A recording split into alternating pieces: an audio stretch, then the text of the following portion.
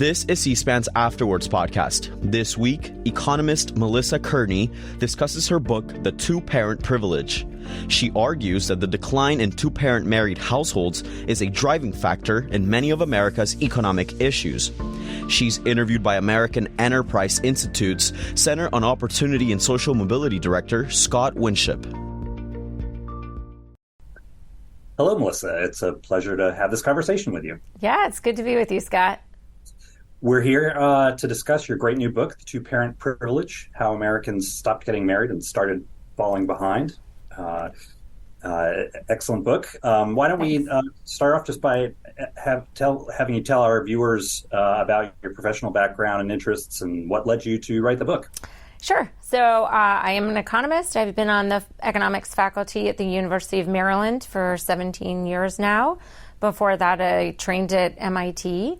I've long been interested in these types of issues related to inequality and poverty and the economics of families and child well-being in the U.S.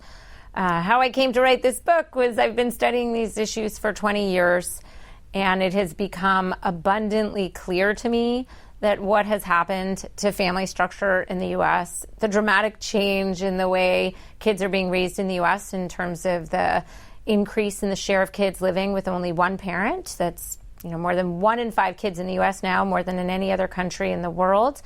It's become so clear to me that this is really a part of what's driving class differences in the U.S. It's not been good for kids' well-being and their economic trajectories. It's not been good for the single parents who are bearing the burdens by themselves. And so I come at the issue very much as an economist, thinking about resources in the household. But ultimately, I decided to write this book because it felt like the conversations we've been having, and you and I have been in many of them together, about all the sorts of policy ways we could address child poverty and growing inequality and undermine social mobility. They were all focused on basically everything but family structure, improving schools, shoring up the safety net, improving labor market institutions, all these things that I'm all for. But I felt like we weren't really talking about one of the key drivers, which was basically what's happened to family structure in the U.S. And so that's how we came to write the book. Yeah, I'll just cite some stats from the book. 1 in 5 kids today lives with a single mother, meaning no husband, no spouse, no live-in partner present. If you add the children of single fathers in there, that puts the share at about 1 in 4. It looks like about 2/3 of kids live with 2 married parents. They're not necessarily their biological parents. A little bit less than 2/3 of kids live with their biological parents, whether married or not. Have things always been like this? No, this has really been a dramatic change in the past 40 years. Most of the change, honestly, happened in the 1980s, 90s, and 2000s. Things have stabilized somewhat in the past 10 years, but this is really a dramatic decline. So in 1980, it was closer to more than 80% of kids lived with married parents, and now that's down to just above 60%. So a dramatic drop just in 40 years.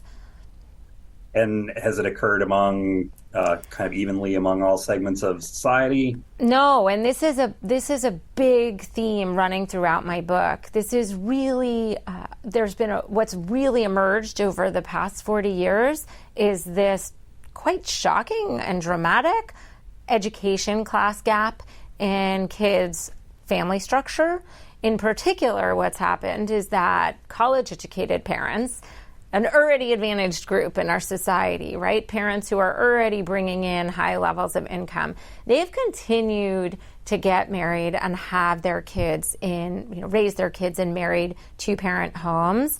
The share of non-marital births among college-educated mothers really hasn't increased much. So there's only been a very small decline in the share of kids born to college-educated mothers living with married parents. Over these 40 years, that's dropped about 6 percentage points, from like 90% to 84%. What's happened is that outside the college-educated class, there's been a dramatic decline in the share of kids living with 2 parents. The largest decline has been in the middle of the education distribution. So, I'm speaking here about moms with a high school degree or some college, and they comprise now 52%. 52% of kids now have moms in that, let's call them middle education group, right? So high school grads, not the most disadvantaged, not teen moms either. The share of their kids living with two parents, that's fallen 20 percentage points over this 40-year period. And interestingly, the share of kids in that sort of, high school educated mom group that's living with married parents, that fell from 80% to close to 60%. And so now the wide gap is really between college educated and everybody else. Whereas back in the 1980s, people started to call attention to the fact that among the most disadvantaged groups, teen moms, moms without a high school degree, there was a high share of single parents, single mothers among that group. And now you've had a huge increase in the share of those kids living with single mothers. And the middle group has converged downward. And so we've got this real big bifurcation between college-educated moms or the kids of college-educated moms and everybody else. And that's really what I'm calling attention to in the book is this divergence in family structure is yet another way that the college-educated class is pulling away from everyone else. But, I would say in a good way, the shame here is that more kids are finding themselves without access to two parents in the home and all of the resources that confers. It's really striking, that having two parents, in a sense, really is a privilege, as your title alludes to at this point. And you sort of alluded to it earlier. The U.S. is an outlier in terms of the trends we've experienced, it sounds like. Yeah, the U.S. is an outlier. We have, like you said, more than 1 in 5 kids live with just an unpartnered mom. More than 1 in 4 kids live with an unpartnered parent, if we include the dads. This is really just dramatically higher than the 7% average around the world. The UK is a close second behind us. The European Union, 13% of kids live with one parent. So it's a little bit of a misconception that some people have, which is, in the U.S., we're moving away from marriage, but now we're just like more European. Parents are more likely to cohabit. And the fact of the matter is cohabitation rates are quite low in the U.S. among parents, and even among a mom and her cohabiting partner or a dad and his cohabiting partner. As you mentioned, many of those are not actually the child's both biological parents. So cohabitation it's largely unstable among parents. Very few cohabiting parents stay together throughout a child's childhood. The cohabiting partner is often, in about 25 to 40% of the cases, not the child's second parent. All of this is very different than the situation with cohabitation among parents in Europe. But even with that, it's just, way more kids in the U.S. live with one parent than anywhere else. Well, we can talk in a moment about kind of what the evidence says about this. But before we get there, why might it matter whether a child grows up with one or two parents? What are sort of the reasons why one situation on average might be better or worse? Yeah, let me stipulate before I get into the reasons why that it is abundantly clear in the data that kids from married parent or two-parent homes have better outcomes. And also, just a language thing, I keep going back and forth between married parent and two-parent because, as we were just saying, in the U.S., those are really tightly linked, right? So married parents often means you have two parents, and unmarried parents typically means you don't. And so I'm using those a bit interchangeably. But the data is abundantly clear that kids from married parent homes do better. And then the question is, well, how much of that is just because married parents are more likely to be an advantaged group anyway, that they're more likely to be highly educated, higher income? And so, obviously the first thing we want to do is compare across. Let's just look at the outcomes for kids, whether they have a married or an unmarried mother, and let's make sure we're looking across moms that are the same education level, same age, et cetera, same race. And so we see these big differences in kids' outcomes, even conditional on that. And then researchers have done a lot of other more sophisticated things to try and really narrow down on the parents' marital status or the number of parents in the households. And so the evidence is pretty overwhelming. We know that kids do better. Okay, so then the question is, and what do I mean by do better? They're less likely to live in poverty. They're more likely to graduate high school. They're more likely to graduate college. They're more likely to have higher earnings and be married themselves in adulthood. They're less likely to get in trouble in school. They're less likely to be involved in the criminal justice system. Whole host of outcomes. So then the question is why?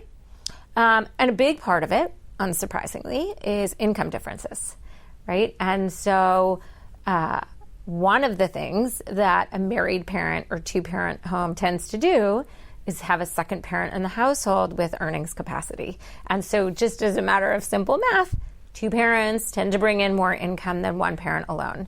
And if you look at the median income of single mother households versus married parent households, it's about 2 to 1, right? So remember, the majority of moms work now, so it's also not surprising that a two-parent household tends to have about twice as much income. And income is really protective to kids. It affords a lot of opportunities.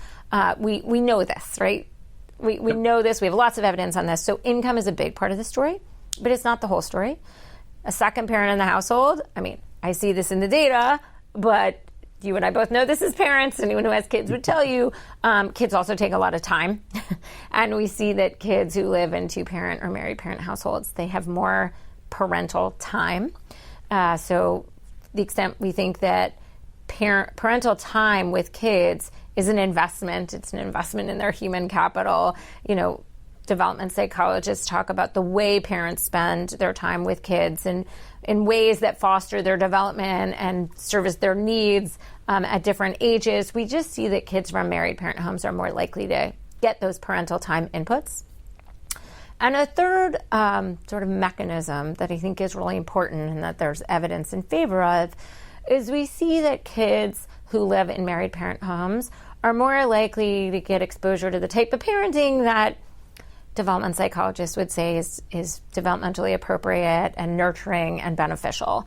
Again, I think it's really important here to say that I don't see evidence suggesting to me, some people will say this, but I sort of don't see the evidence in favor of this line of argument as strong at all. I don't see evidence suggesting that parents across different age groups or marital status necessarily want to parent differently or have strongly different ideas about parenting or have different views about whether time with their kids or reading to their kids is more or less beneficial. There's a lot of survey evidence, suggestive evidence that parents sort of want to do the same things, read to their kids, spend time with their kids. But if you have two parents in the household, it's easier to do it. And so I refer to this in the book, and others refer to this in the literature as bandwidth or less stress in the household. And if you look at theories of the family, there's nuanced differences between emotional bandwidth and toxic stress, but just colloquially speaking, we can stipulate, I think, that single parent households have higher levels of stress, less emotional bandwidth, right? Again, I'm thinking here of really compelling evidence and studies and surveys, but as parents, I think most of us would relate to this. You come home from the workday, you're stressed out, you might be stressed out about something in your head, whether you can pay a bill, etc. It's hard to be patient with your kid and to sit down and read with your kid. And people who have a second parent in the house to share all of those burdens with are more readily able to do that. And so I think it's, to just sort of encapsulate this, I think there's 3 key buckets of mechanisms we can think about as to why two-parent, married parent homes deliver benefits and an advantageous home environment to kids. There's more income, there's more time, and there's more emotional bandwidth. Yeah, that makes a lot of sense. I was thinking as I was reading it, I've sort of had shared custody with a daughter now who's entering the teenage years, and another factor is just having 2 sets of eyes on kids rather than 1 set of eyes. Really basic things like that. I think that kind of intuitively seem really important. So you would say to folks who might argue that these resources that you focus on aren't as important as you say that it's sort of intrinsic traits of more resourced parents and kids. You don't see that in the research that you've done. This is really interesting. A lot of social scientists are really reluctant to concede that it's actually married parents or having a second parent in the house that's particularly beneficial. And I'm not sure why. I think this isn't doing exactly what they intend to be doing, because I think the intention of a lot of social scientists who don't want to concede this is to not suggest, people don't want to judge other people's choices, right? And so people don't want to say, oh, well, it's marriage or something else. And so then you're left with, no, if you reject that and you reject the preponderance of descriptive and observational studies on this because, let's get into what's going on in the social science. We don't have a randomized control trial. We never will, where we randomly assign some kids to live with married parents and others not. And so once we don't have that randomized control trial, we can't perfectly nail the causal identification that this is marriage or this is having two parents as opposed to something else, right? Now, we can see that kids from married parents do better, and we can see that once we sort of account for all these other things, those gaps go away, right? So we can see the mechanisms through which marriage or having two parents would confer these benefits. But still, to the extent that we make those things go away or we adjust for them and there's still some remaining gaps, people want to say, oh, it's probably not the second parent. It's something unobserved about the single parent such that even if they had another contributing person in the house, their kids would still be disadvantaged. And not only do I not see evidence for that, I'm just not really willing to basically write off the single parents and say that, oh gosh, even if they had all these other resources as a second person, they just can't intrinsically deliver the type of parenting that's conducive to child success the way these unobservably higher quality people are who get married, right? So leaning hard into the unobserved differences, it strikes me as an odd thing to be doing and one that's not supported in the data. And I think in some senses the opposite of what most of us are inclined to do, which is acknowledge the difficulty of the circumstances of single parents rather than say it's something intrinsic about them. Yep. But the other reason why, some people are reluctant to say, oh, well, it's the fact of being married that's really helpful. And this, I think, is an important point. Even if some of those single parents married or partnered with the father of their children, you wouldn't see the average boost that you would expect from an average marriage because that dad would not be contributing so much to the house, right? And so this is a really important point because on average we know that basically married parents are able to confer a lot of benefits to their kid, but that doesn't tell us about what would happen in any individual case. And so it really depends on any individual case on what the second parent would bring into the house. And so I have a paper with Phil Levine we wrote in 2017. It's in the Annual Review of Economics. And we write about this marriage premium for kids. And we acknowledge this underlying, the Economist term for this is heterogeneity, but really it's like variation in what we would expect the marriage premium would be for kids, given three different contextual factors: how many resources the mom has by herself, what the second parent would bring, and then what outcome we're talking about.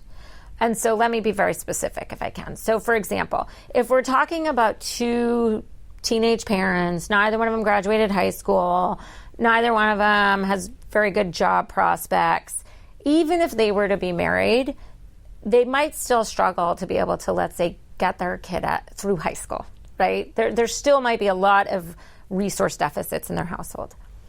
If we're talking about a 35-year-old mom with an MBA, if she were to have a child on her own, she probably could keep that child out of poverty, could get the child through high school. But because her partner is descriptively, like on average, probably a highly educated male, because we know of, there's a lot of assortative mating, the extra income that would be, and the extra resources that would, what he would bring into that household might be enough to get the kid through college. Because we actually see, it's not until you get to kids with two highly educated married parents that we have a large share of them graduating college. And so the benefit to the kid from having the additional income in the household really depends on the mom's baseline, what the partner would bring, and then what outcome we're talking about. Interestingly, the largest, going back to something we said earlier, the largest decrease in married parents has been in the middle group, among parents with a high school education. And this is actually where the gaps in kids' outcomes outside of poverty and college seem to be largest. And this, we see this in the data, it fits our model, but it also makes intuitive sense. So think about a high school educated mom, let's say she's making $35,000 a year on her own, and she has a child with a dad with a high school level education. He's making $35,000. She could probably keep the kid out of child poverty by herself, but a household with two working parents bringing in a combined $70,000, that's a very different situation than a household with one parent bringing in $35,000. And that's where we see almost the largest gaps in whether a kid graduates high school, what earnings they have in adulthood. And so I think it's just important to think about, averages mask a lot, and there's individual circumstances that would determine whether an individual situation would be beneficial for kids. But if we look at the patterns, they're very consistent with a research framework. And to explain it away by saying it's something underlying and unobserved about the single parent, once you recognize these patterns, you have to tell pretty convoluted stories to say that it's something other than the benefits a second parent brings into the household.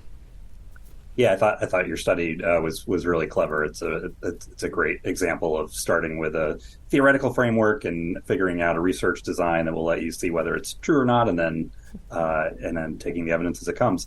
I do think there's a couple other really interesting studies that I like a lot that maybe get at a little bit outside of your resource framework. I'll just mention them really quick. One was done, I think in Sweden.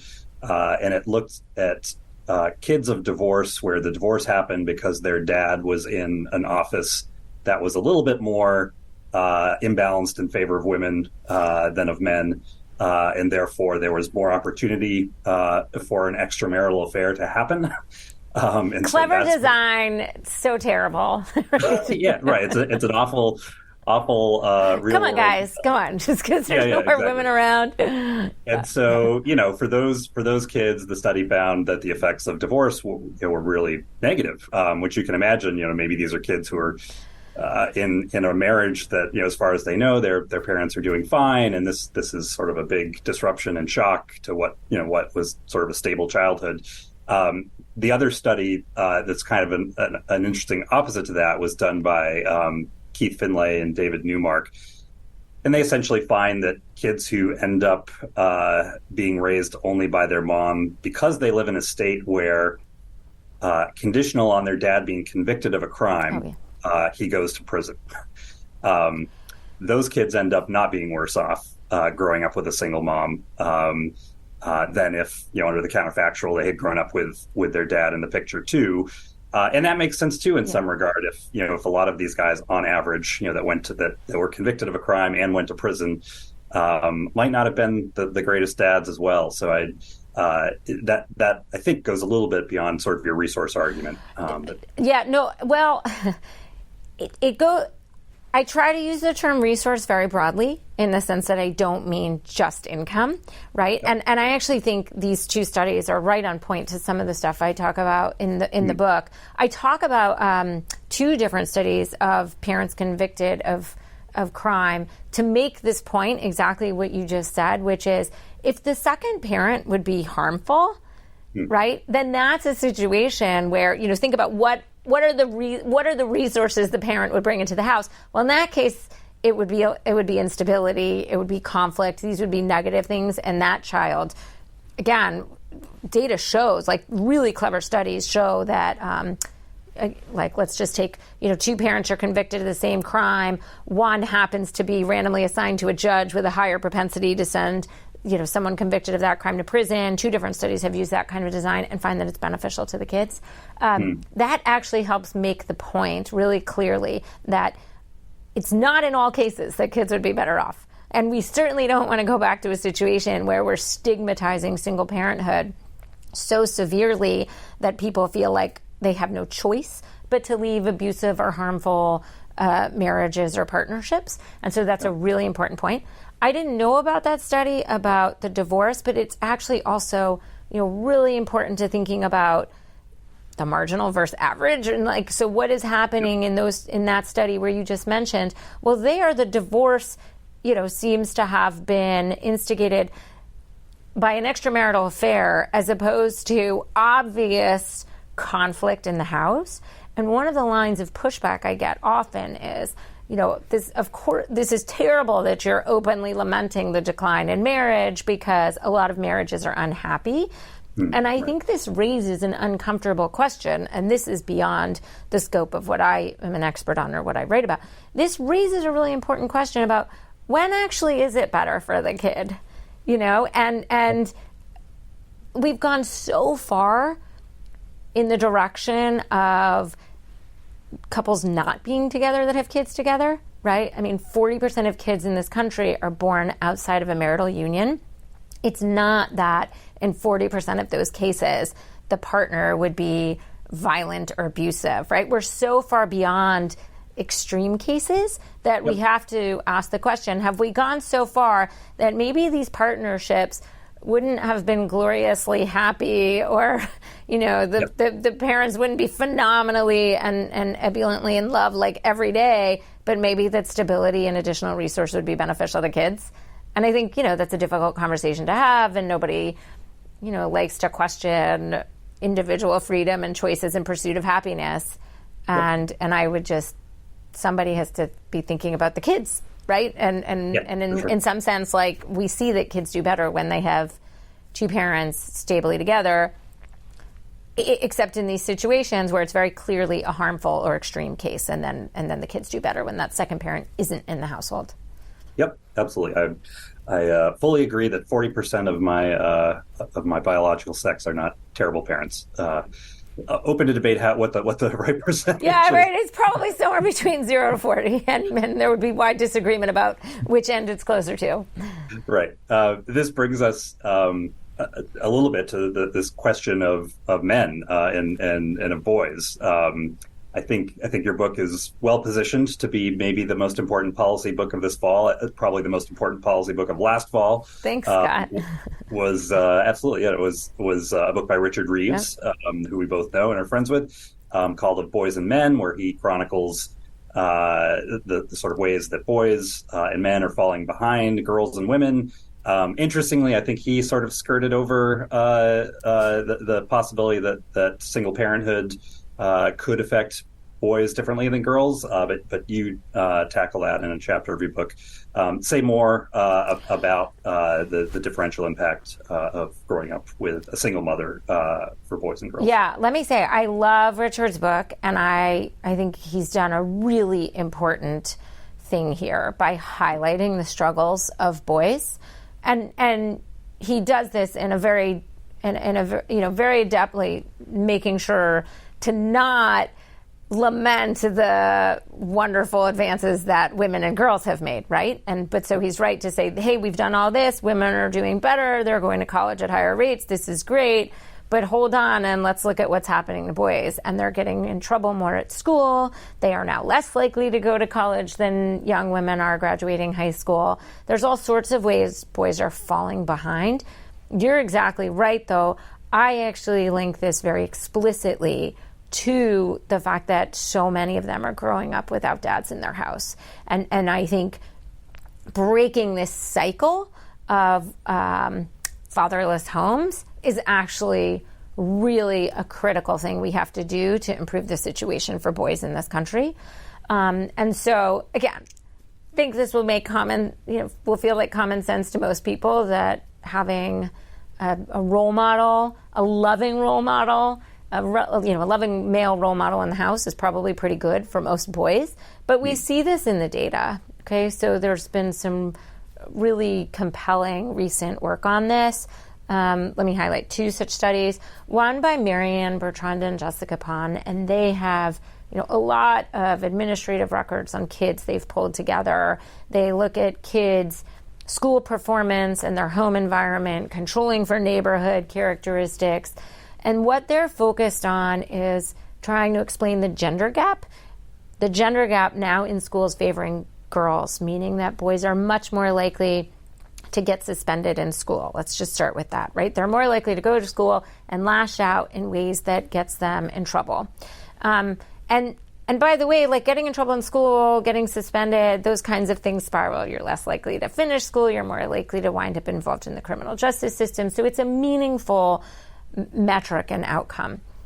And what they find is the gender gap by which boys are extra likely to get in trouble at school, that is larger among kids growing up in mother-only households as compared to married households. And so what does that say? That says, boys, they're more likely to get in trouble. There's an additional boost to the likelihood that they get in trouble as compared to girls from very similar home environments, including their sisters. So if you look at sisters and brothers, they're more likely to get in trouble than girls, extra so if they don't have a dad in their house. Then the researchers go further than just documenting that really striking finding showing disparate impacts of family structures on boys and girls, and they try and get into the mechanisms of what's going on. You and I, we spoke earlier in this hour about what are some of the differences in parental resources and inputs we see across households with married or single parents. They do find that there are some differences that boys growing up in single mother homes get less time from their mom. They're more likely to get harsh parenting from their mom as compared to boys in 2-parent homes. But the real driver is that of gender differences is that boys are particularly sensitive to this inputs. I think this is really, I found this incredibly interesting. So the way I think about this is, if I have 2 daughters and a son. If I ignore my son or if I'm really harsh with my son, he's that same, if I sort of reduce my time spent with both my son and my daughter and more harsh with both of them, it's going to have a bigger impact on whether my son lashes out, right? Whether he gets in trouble at school. And so boys are just particularly sensitive to those inputs.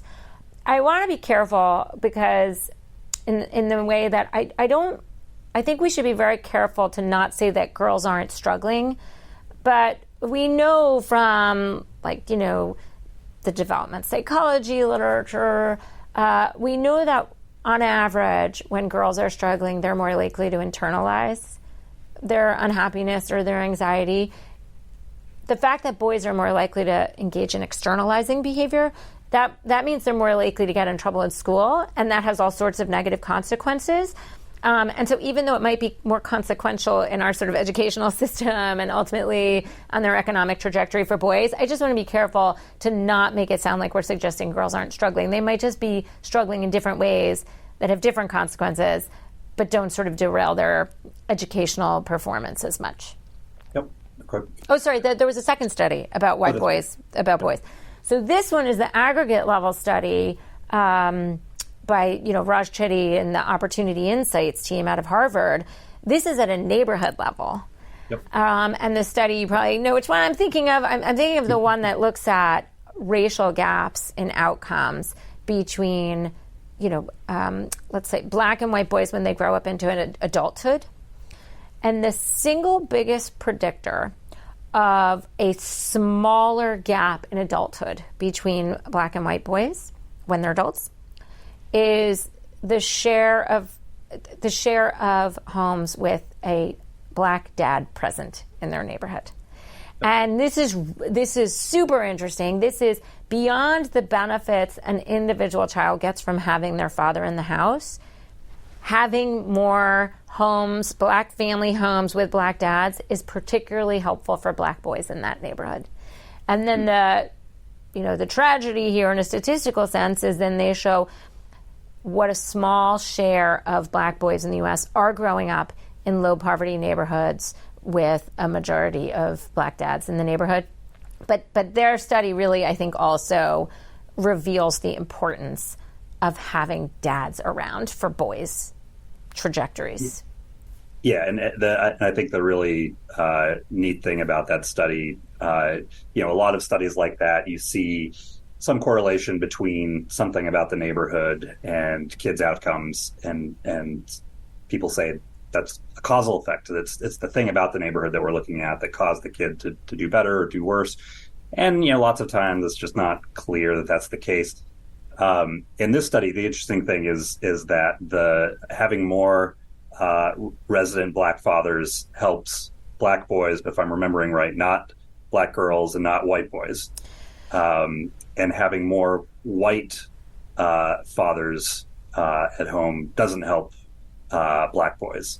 So it's this very specific, it seems, impact that seems more plausible than sort of just a general claim about neighborhood composition that sometimes folks make. I mean, I still think it's hard. You're right that the if my recollection is, there is, having white dads is helpful, but not as helpful as the Black dads, which fits with this idea that you're getting at, which is this seems like it's really tightly linked, right? I mean, there's still the issue of you can never get around this. Again, people who really don't want to lean into dads mattering, maybe it's something else that in neighborhoods where Black dads around is, one of the other 20, it's not one of the other 20 things they've thought of. It's some unobservable thing we can't think of. But again, this is just one of the many studies in my mind that it's very, very, very suggestive. And at some point we have to stop ignoring all the suggestions and coming up with other stories that we can't name, but are probably, a bigger factor. Yep, absolutely. Well, in our time left, I want to get to policy before we wrap up, but also let's look at the causes of this increase in single parenthood. I think, first of all, many of our viewers, kind of might assume that this is either due to rising divorce or to rising teen pregnancy, for instance. True? No. No. So, in a very mechanical sense, what is driving this is the reduction in marriage, and specifically the reduction in marriage among parents. And the way I describe it is we've experienced, again, outside the college-educated class in America, a debundling of marriage from having and raising kids, right? So this is driven by an increase in the share of kids who are not born to married parents, and their parents don't go on to get married. And so that's how we got in this situation of so many kids living with one parent. Divorce conditional on marriage is down. And actually now you even see, if you just look at the share of kids living with unpartnered mothers, a small majority of them got there through never being married, where in 1980 that was not the case. In 1980, unpartnered mothers were much more likely to have gotten in that position through divorce. Now, again, especially outside the college-educated class, they're more likely to have gotten in that situation by never being married. And then the other remarkable thing is teen births are way down, right? They've fallen over 70% since the mid-1990s. So if you told me in 1990 that teen births were going to plummet by as much as they did, and that births to women in their young 20s were going to fall by as much as they did, I would have predicted a decrease in the share of kids living in single-parent homes, because those were the groups where we really had a concentration of single-mother homes. But births among those groups have decreased, and that's been more than offset by an increase in non-marital childbearing and single-mother homes outside of those groups, like all groups. And so that's really what's driving this. And I think that's really important. Again, just that doesn't get to the underlying root causes, but mechanically knowing what we're talking about is really important, because making divorce harder is not really going to turn this around. Putting more emphasis on expanded access to contraception for teenagers, that's not really going to turn it around, because those aren't the driving factors. Yeah, and we'll sort of get to root causes now, which I think will lead into policy as well. So, as you're well aware of, academic debates about inequality often sort of turn on three possible broad explanations. There's economics, there's kind of culture, and there's policy. You lean heavily on economics. What's your argument here in the book for why economic changes have led to changes in the family? Yeah, I think it's really an interaction of economics and a shift in social norms. So let me explain why. So let's take a step back. We've focused on the fact that what I'm talking about, these trends have really happened in the 80s, 90s, 2000, and they've sort of stabilized, but they're not reversing. In the 60s and 70s, we had massive social, cultural changes, shifted emphasis on marriage and gender norms. And so during the 60s and 70s, what we saw was that marriage decreased across the board, right, for everybody a bit. College educated, high school educated, less than high school educated. And then what happened in the 80s is that the decline in marriage really stabilized among the college educated class, and it kept falling for everybody else. And so now college educated women are actually the most likely to be married, and college educated mothers are by far the most likely mothers to be married. And so, this is where I lean into economics to explain why did things keep changing outside the college educated class? Well, what diverged in the 80s and 90s was really the economic situation between college educated adults and everyone else. I mean, you and I have had many conversations about this. In broad strokes, college educated workers continued to do quite well in the labor market. Their earnings continued to rise steadily. Meanwhile, non-college educated workers, we've seen employment rates over the past 30 years fall among non-college educated men. We've seen their wages stagnate, let's say. I know people debate on exactly what happened, but they stagnated. They fell relative to women. And so I lean into the economic view of marriage here and stipulate that the economic proposition of marriage for adults outside the college educated class somewhat eroded from these changing economic circumstances where men became less reliable economic contributors and less financially important relative to what women could bring on their own. And there are a number of studies that lead me to this conclusion that there's a causal chain there, that places that experienced reductions in employment and earnings for non-college educated men in a causal sense then saw a reduction in marriage and an increase in the share of kids living in single-parent households. In places that were dominated by industries that, where the national trends were such that men did less well in those places than women, we see a reduction in marriage, a rise in kids living in single-parent households. So I think there's a causal effect happening there. But then there's also a give and take with the social norms. So the more the social norm tying together marriage and childbearing is eroded, and then the economic worsening of the marriage proposition in those affected populations, you sort of get stuck in this spiral. And now, I think it's going to take, and this is different than what I said 10 years ago about this topic, it's going to take both economic changes and a shift in social norms to reverse these trends outside the college educated class. Part of what has changed my mind on this is that, I was pretty swayed by this idea that the reduction in the marriageable man from an economic framework led me to the conclusion of we really have to build up the economic security and opportunities and the ability to be financial providers of men in more communities, and that will sort of naturally lead to a turnaround in marriage rates and a reduction in the non-marital birth share. Then I, wrote a study with my colleague Riley Wilson where we exploited this reverse marriageable men possibility, which is the fracking boom, which, let's set aside any environmental concerns. These localized fracking booms around the country, outside of North and South Dakota, where it was like a migrant situation, throughout the rest of the country, these really led to localized income booms. And these were really good for local economies. in a way that particularly was beneficial to non-college educated men. So we show that in places where they just happen to be located over, the right geology, that they could take advantage of this new technology. They had this local fracking boom. Earnings and employment among non-college educated men went up, both in an absolute sense and relative to women. We run our analysis. I'm expecting to see a reduction in the non-marital birth share, and you don't get that at all. You just get that there's more kids, because we actually have a bunch of evidence showing that when people get this, surprise shock, more income, people use some of that to have more kids because kids are expensive. They have more kids. We see the same size effect on the likelihood of having a kid among married and unmarried folks. No increase in marriage, no reduction in the non-marital birth share.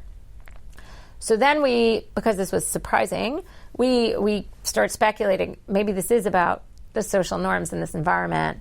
We do see that the increase in births among non-married parents is larger in places that already have more non-marital births at the baseline. We look back in the 70s and 80s, what happened during a very similar coal boom shock. There, you find only an increase in married births. You see an increase in marriage. You see a reduction in the non-marital birth share. That is suggestive to me that how people respond to their economic situations is dependent on the social paradigm. And so that's why I think it's both social and economic. Yep. Great. So I want to push back in a couple areas in terms of your causal story. Yesterday the Census Bureau released new income measures. Those included measures of earnings. And the median men's earnings by the Census Bureau's numbers are 12% higher last year than they were in 1979. And I think your own numbers, in the book show, as you said, stagnation, maybe among the lowest educated folks, small decline in earnings, but certainly not a decline that's kind of the same magnitude as the changes in the family. Do we think that this, and it matters for policy, right? If we think that declining marriageability is about men doing worse, that's calls for a different set of policies than if we think it's not that men are doing worse, but it's just women are doing much better. Do you have sort of thoughts on the difference between either of those being true? Does it affect sort of how you think about policy? Yeah, so it's so two things. Remember, a lot of this decrease in marriage, increase in non-marital childbearing really happened in the 80s, 90s, and 2000s and has stalled out. And so if men are doing better, both in a relative absolute sense over the past 10 years, that would be consistent with the sort of, a stopping of the bottom falling out here, right? A stopping of this downward trend. It's really hard to tease out how much of this is men doing worse in an absolute versus relative sense. And I can't tease that out. The other thing I really can't say anything about is how much this is being driven by men versus women's decision, right? So we see in equilibrium, right? And what do we see in the real world? There's fewer partnerships. How much of that is because the women decide that the man wouldn't contribute enough and she's better off doing this on the own, or the man deciding, you know what, like, I don't want that responsibility. Right. I don't feel secure enough. I don't want that pressure. I can't say which one is driving it.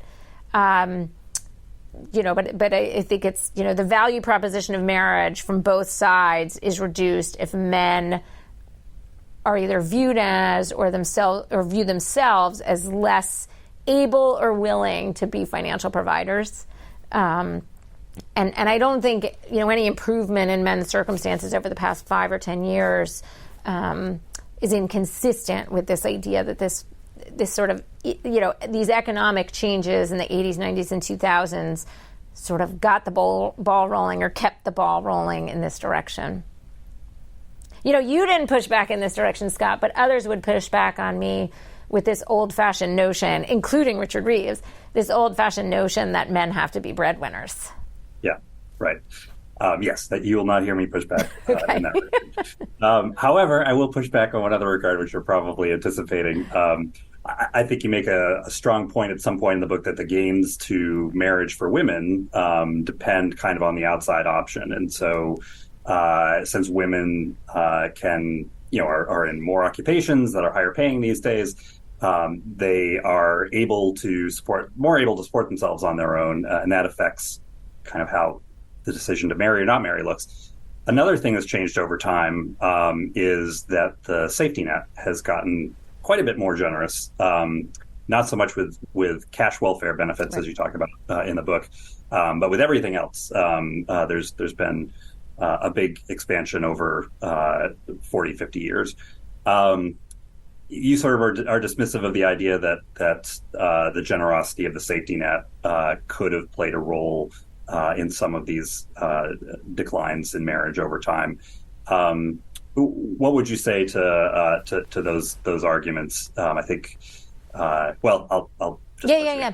So just for any viewers who aren't as steeped in this as you and I are, so it's, I think we would both agree on the facts here of what happened to the safety net. Cash welfare has become much less generous and much harder to access.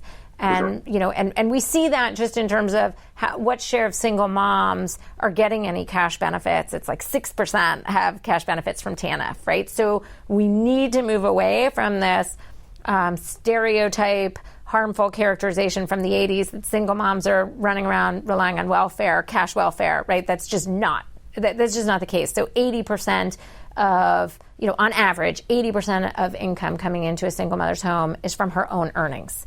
Okay, so 6% get TANF, another, single-digit percent gets SSI. So cash welfare is harder to access and less generous. But to your point, a majority are on Medicaid. So child health insurance has become much easier to access. And food stamps, yeah. And food stamps, yeah. 40%, I think, have food stamp income coming into the house. So my view on this is there's been dozens, hundreds of studies on what's the link between the generosity of safety net programs and family formation. I've written some of those papers. My read is there is the link in the direction we'd hypothesize, which is that as welfare is more generous, there is some small increase in the likelihood that someone is a single mom. In terms of magnitudes, my read of that evidence is the magnitudes are very small. So I don't deny a link there, but the magnitudes are so small that they're not what's driving the trends over time, right? So cash welfare has certainly become much less generous, harder to access at the same time as single motherhood has become much more common. It's also become much more common among populations that are less reliant on welfare. And so that's why I reject this idea that, this is all reflective of a generous welfare system.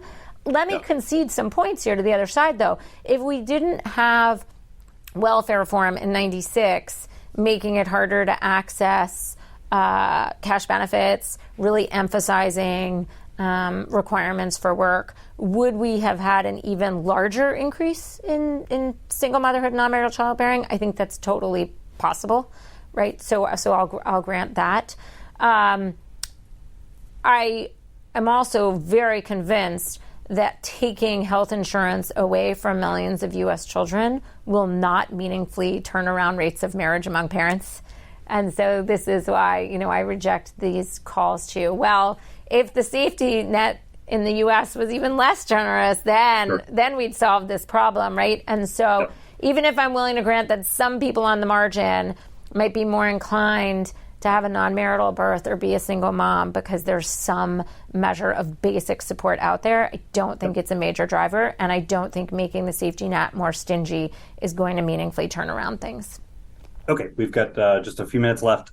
Tell us what you think would make a difference in terms of policy to either reverse the trends or stabilize the ones that are still getting worse. Yeah, I think, what I'm really hoping to accomplish with this book and what I really feel strongly about is that we need to consider this issue of class gaps in family structure, the really high share of kids in the U.S. living in one parent. We need to take this as a policy matter with policy urgency. And that's actually not... that's actually a pretty strong statement to be making, even if it might not sound like that, because I think the fact that we've been collectively, as a group of people who talk about policy, write about policy, we've been collectively too reluctant to take on family in the policy domain, means that it's just gotten short shrift. And so we spend very little on programs, on research, trying to figure out how to help strengthen families. And so I do think establishing this as a policy urgency is important.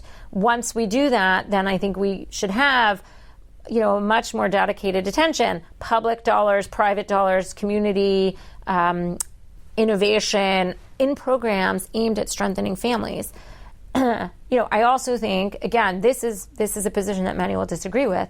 I think we need to reestablish the social norm, acknowledging that two-parent families are beneficial to kids. How we reestablish social norms, that, you move further from things in the Economist policy toolkit, but social messaging matters. What role models say matters. What leaders say matters. The messages that are just imbibed from media and entertainment mediums, they matter.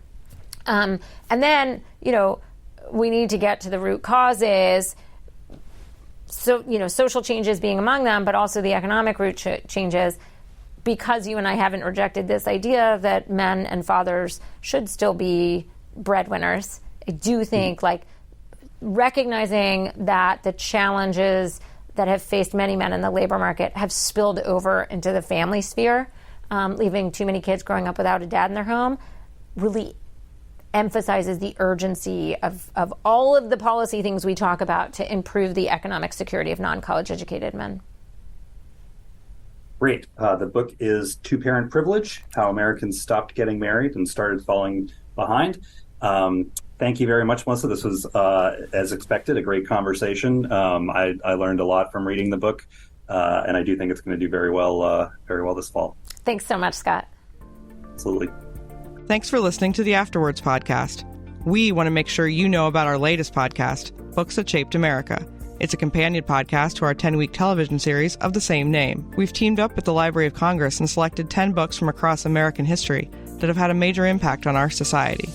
Each week, the C-SPAN television program will focus on one of these books and its impact. This companion podcast will give you more background on the book's authors. If you want to learn more about Books That Shaped America, go to our website, c-span.org. The podcast is available wherever you get your podcasts.